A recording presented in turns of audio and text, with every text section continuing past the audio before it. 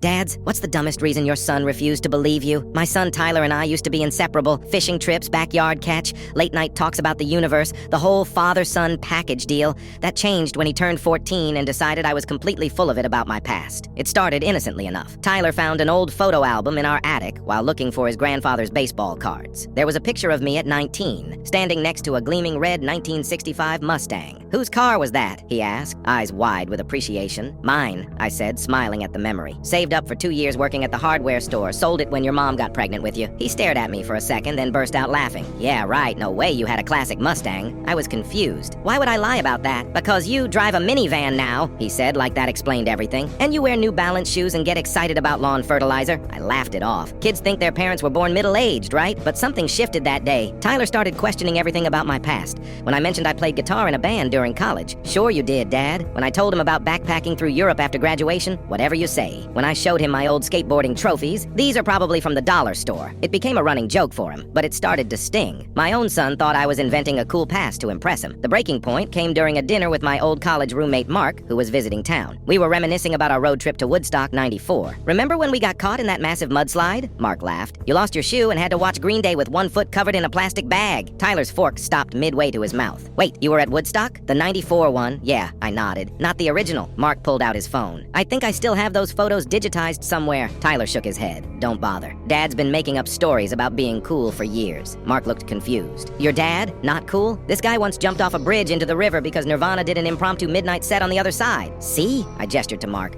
Thank you. Tyler rolled his eyes. You probably paid him to say that. After dinner, when Mark left, I confronted Tyler. Why is it so hard to believe I had a life before you? Because look at you, he said, gesturing vaguely at all of me. You're just Dad. Those two words hit harder than he could possibly understand. The next day, I drove to my mother's house and dug through her basement until I found what I needed. When Tyler got home from school, I was waiting. Sit down, I said, pointing to the couch. I placed a dusty box on the coffee table and started laying out items one by one. Concert ticket stubs, my old leather jacket, Polaroids from parties, my band's terrible demo tape, a journal from my backpacking days, news clippings from local shows, and finally, the title to the Mustang. Tyler picked up each item, his expression shifting from skepticism to shock to something like wonder. I had a life before I was your father, I said quietly. I made choices, had adventures, made mistakes. Then I chose to be your dad, which meant trading some things for better things. He fingered the Mustang's title. Why'd you sell it? Because we needed a reliable car for a baby, and I needed to start a college fund for you. Tyler was quiet for a long time. I'm sorry I didn't believe you. It's okay, I said. But the dumbest part isn't that you thought I was lying. It's that you think being just dad somehow means I stopped being me. He nodded slowly, still looking at the photos. For what it's worth, I added, being your dad is the coolest thing I've ever done. And if you stayed till the end, like the video,